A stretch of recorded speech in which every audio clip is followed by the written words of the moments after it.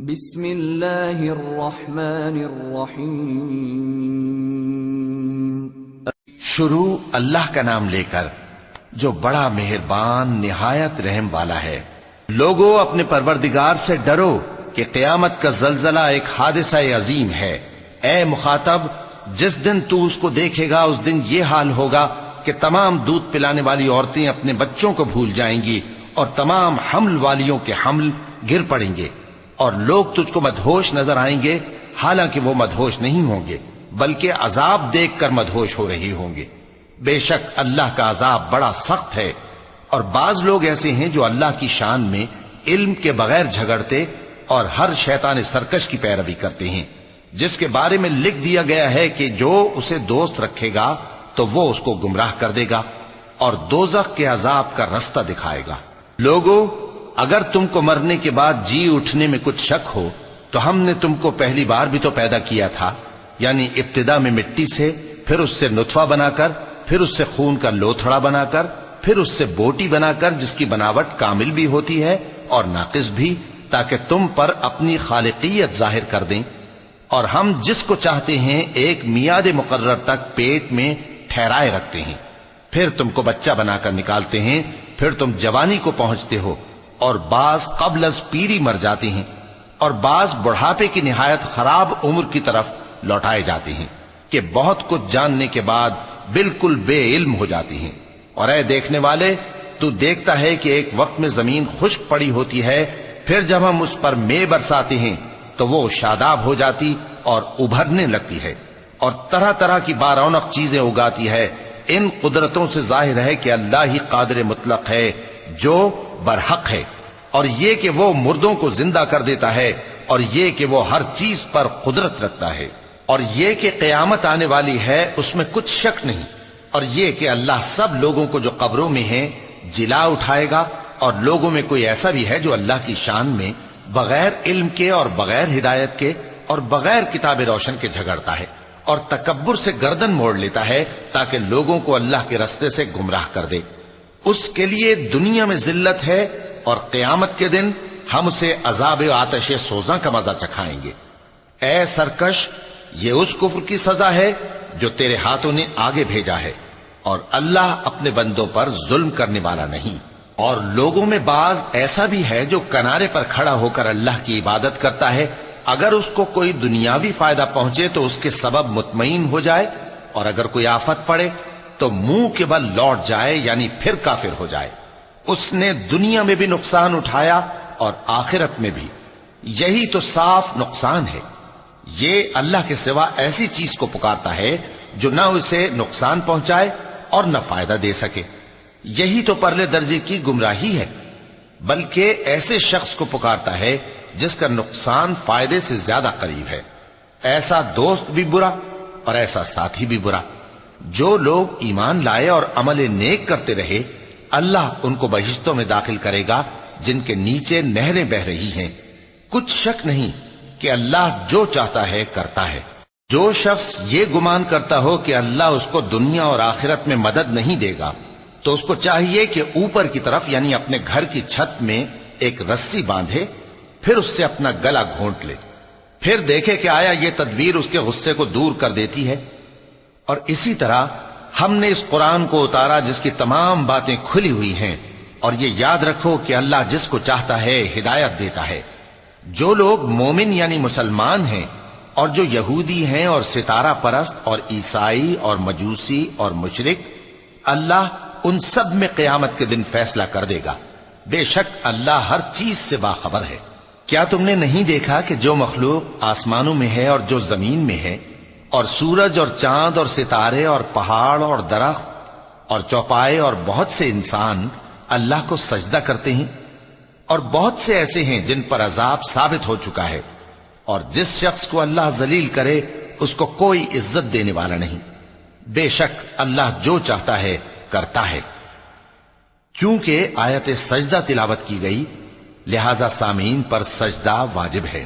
یہ دو فریق ایک دوسرے کے دشمن اپنے پروردگار کے بارے میں جھگڑتے ہیں تو جو کافر ہیں ان کے لیے آگ کے کپڑے قطع کیے جائیں گے اور ان کے سروں پر جلتا ہوا پانی ڈالا جائے گا۔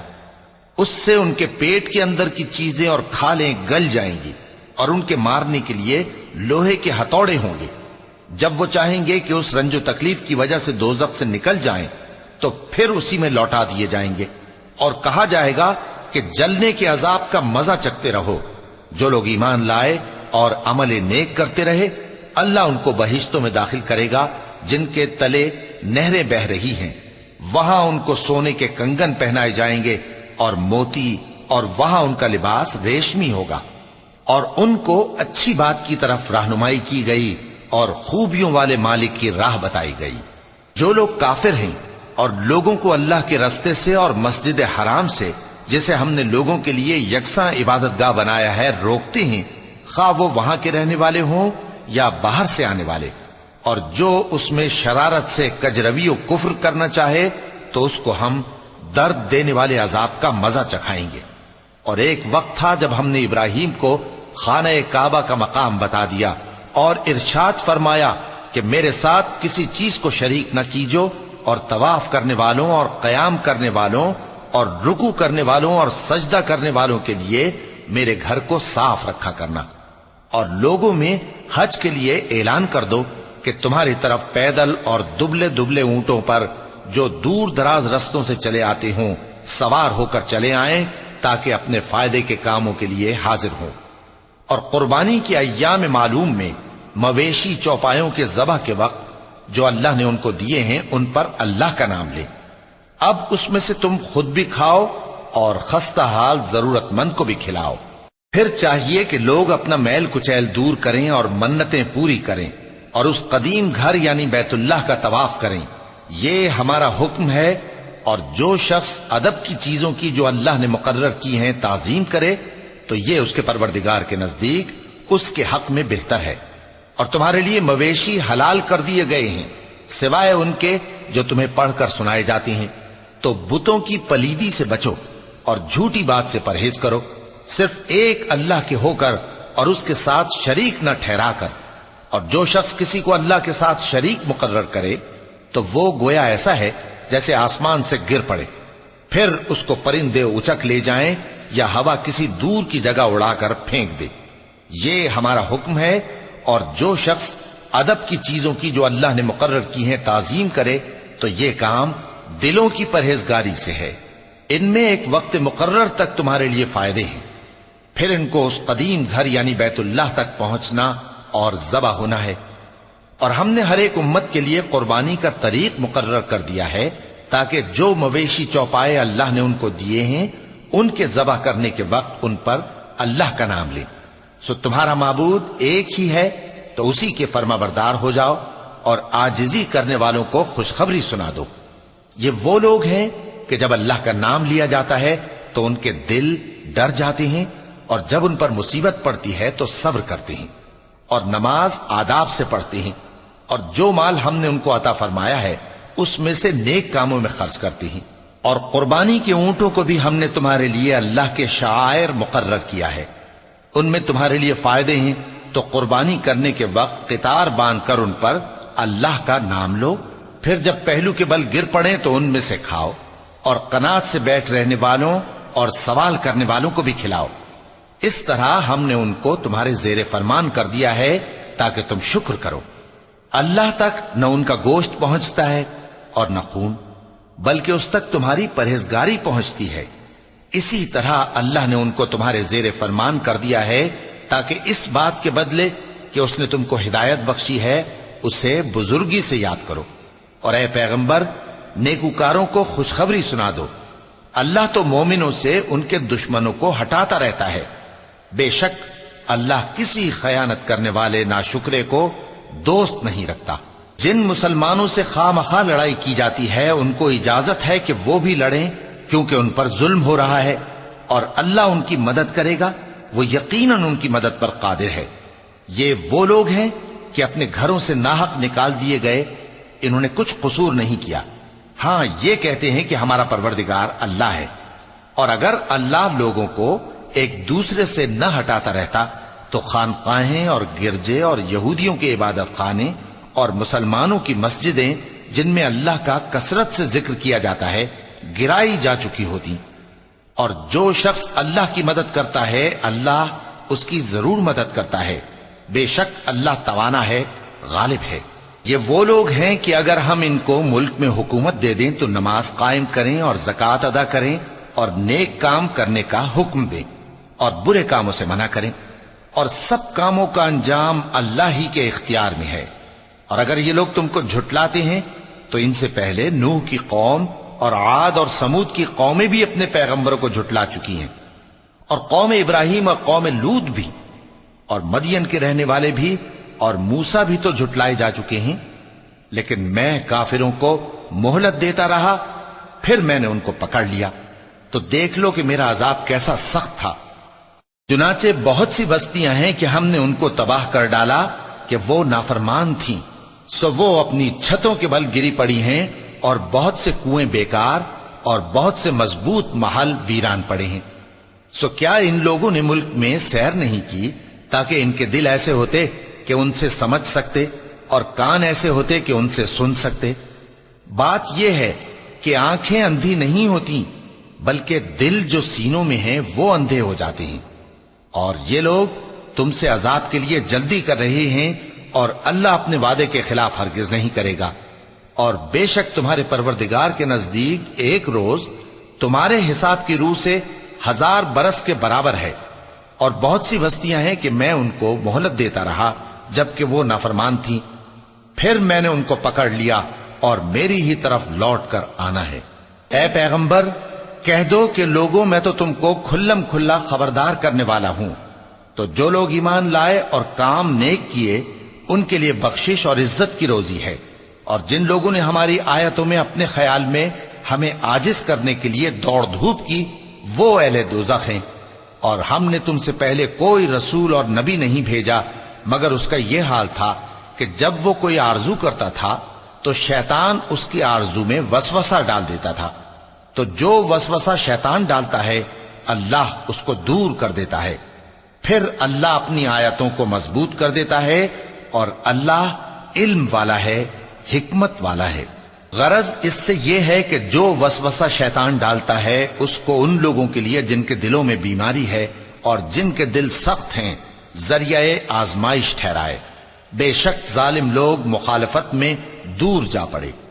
اور یہ بھی غرض ہے کہ جن لوگوں کو علم عطا ہوا ہے وہ جان لیں کہ وہ یعنی وحی تمہارے پروردگار کی طرف سے حق ہے، تو وہ اس پر ایمان لائیں اور ان کے دل اللہ کے آگے عاجزی کریں۔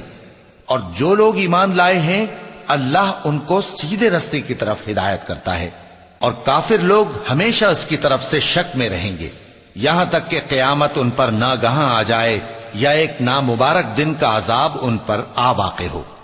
اس روز بادشاہی اللہ ہی کی ہوگی اور وہ ان میں فیصلہ کر دے گا، تو جو لوگ ایمان لائے اور عمل نیک کرتے رہے وہ نعمت کے باغوں میں ہوں گے، اور جو کافر ہوئے اور ہماری آیتوں کو جھٹلاتے رہے ان کے لیے ذلیل کرنے والا عذاب ہوگا۔ اور جن لوگوں نے اللہ کی راہ میں ہجرت کی پھر مارے گئے یا مر گئے ان کو اللہ اچھی روزی دے گا، اور بے شک اللہ بہترین رزق دینے والا ہے۔ وہ ان کو ایسے مقام میں داخل کرے گا جسے وہ پسند کریں گے، اور اللہ تو جاننے والا ہے، بردبار ہے۔ یہ بات اللہ کے ہاں ٹھہر چکی ہے، اور جو شخص کسی کو اتنی ہی ایذا دے جتنی ایذا اس کو دی گئی، پھر اس شخص پر زیادتی کی جائے تو اللہ اس کی مدد کرے گا۔ بے شک اللہ معاف کرنے والا ہے، بخشنے والا ہے۔ یہ اس لیے کہ اللہ رات کو دن میں داخل کرتا ہے اور دن کو رات میں داخل کرتا ہے، اور اللہ تو سننے والا ہے، دیکھنے والا ہے۔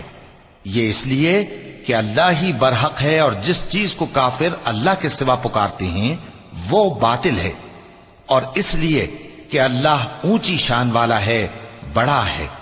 کیا تم نہیں دیکھتے کہ اللہ آسمان سے مے برساتا ہے تو زمین سرسبز ہو جاتی ہے؟ بے شک اللہ مہربان ہے، خبردار ہے۔ جو کچھ آسمانوں میں ہے اور جو کچھ زمین میں ہے اسی کا ہے، اور بے شک اللہ بے نیاز ہے، قابل ستائش ہے۔ کیا تم نہیں دیکھتے کہ جتنی چیزیں زمین میں ہیں سب اللہ نے تمہارے زیر فرمان کر رکھی ہیں، اور کشتیاں بھی جو اسی کے حکم سے سمندر میں چلتی ہیں، اور وہ آسمان کو تھامے رہتا ہے کہ زمین پر نہ گر پڑے مگر اس کے حکم سے۔ بے شک اللہ لوگوں پر نہایت شفقت کرنے والا مہربان ہے۔ اور وہی تو ہے جس نے تم کو حیات بخشی، پھر تم کو مارتا ہے، پھر تمہیں زندہ بھی کرے گا، اور انسان تو بڑا ناشکرا ہے۔ ہم نے ہر ایک امت کے لیے بندگی کی ایک راہ مقرر کر دی ہے کہ اسی طرح وہ بندگی کرتے ہیں، تو یہ لوگ تم سے اس معاملے میں جھگڑا نہ کریں، اور تم لوگوں کو اپنے پروردگار کی طرف بلاتے رہو، بے شک تم سیدھے رستے پر ہو۔ اور اگر یہ تم سے جھگڑا کریں تو کہہ دو کہ جو عمل تم کرتے ہو اللہ ان سے خوب واقف ہے۔ جن باتوں میں تم اختلاف کرتے ہو اللہ تم میں قیامت کے روز ان کا فیصلہ کر دے گا۔ کیا تم نہیں جانتے کہ جو کچھ آسمان اور زمین میں ہے اللہ اس کو جانتا ہے؟ یہ سب کچھ کتاب میں لکھا ہوا ہے، بے شک یہ سب اللہ کو آسان ہے۔ اور یہ لوگ اللہ کے سوا ایسی چیزوں کی عبادت کرتے ہیں جن کی اس نے کوئی سند نازل نہیں فرمائی، اور نہ ان کے پاس اس کی کوئی دلیل ہے، اور ظالموں کا کوئی بھی مددگار نہیں ہوگا۔ اور جب ان کو ہماری صاف صاف آیتیں پڑھ کر سنائی جاتی ہیں تو ان کی شکل بگڑ جاتی ہے، اور تم ان کے چہروں میں صاف طور پر ناگواری دیکھتے ہو۔ ایسا لگتا ہے کہ جو لوگ ان کو ہماری آیتیں پڑھ کر سناتے ہیں ان پر حملہ کر دیں گے۔ کہہ دو کہ میں تم کو اس سے بھی بری چیز بتاؤں، وہ دوزخ کی آگ ہے جس کا اللہ نے کافروں سے وعدہ کیا ہے، اور وہ برا ٹھکانہ ہے۔ لوگوں، ایک مثال بیان کی جاتی ہے، اسے غور سے سنو کہ جن لوگوں کو تم اللہ کے سوا پکارتے ہو وہ ایک مکھی بھی نہیں بنا سکتے اگرچہ اس کے لیے سب اکٹھے ہو جائیں، اور اگر مکھی ان سے کوئی چیز چھین لے جائے تو اسے اس سے چھڑا نہیں سکتے۔ طالب اور مطلوب یعنی عابد اور معبود دونوں گئے گزرے ہیں۔ ان لوگوں نے اللہ کی قدر جیسی کرنی چاہیے تھی نہیں کی۔ کچھ شک نہیں کہ اللہ زبردست ہے، غالب ہے۔ اللہ فرشتوں میں سے پیغام پہنچانے والے منتخب کر لیتا ہے اور انسانوں میں سے بھی۔ بے شک اللہ سننے والا ہے، دیکھنے والا ہے۔ جو ان کے آگے ہے اور جو ان کے پیچھے ہے وہ اس سے واقف ہے، اور سب کاموں کا رجوع اللہ ہی کی طرف ہے۔ مومنوں، رکوع کرتے اور سجدہ کرتے اور اپنے پروردگار کی عبادت کرتے رہو اور نیک کام کرو تاکہ فلاح پاؤ۔ چونکہ آیت سجدہ تلاوت کی گئی ہے لہذا سامعین پر سجدہ واجب ہے۔ اور اللہ کی راہ میں جہاد کرو جیسا جہاد کرنے کا حق ہے۔ اس نے تم کو منتخب کیا ہے اور تم پر دین کی کسی بات میں تنگی نہیں کی، اور تمہارے لیے تمہارے باپ ابراہیم کا دین پسند کیا۔ اسی اللہ نے پہلے یعنی پہلی کتابوں میں تمہارا نام مسلم رکھا تھا، اور اس کتاب میں بھی وہی نام رکھا ہے۔ تو جہاد کرو تاکہ پیغمبر تمہارے بارے میں گواہ ہوں اور تم لوگوں کے مقابلے میں گواہ رہو۔ سو مسلمانوں، نماز قائم کرو اور زکوٰۃ دو اور اللہ کے دین کی رسی کو پکڑے رہو، وہی تمہارا دوست ہے۔ سو وہ کیا خوب دوست ہے اور کیا خوب مددگار ہے۔ صدق اللہ العظیم۔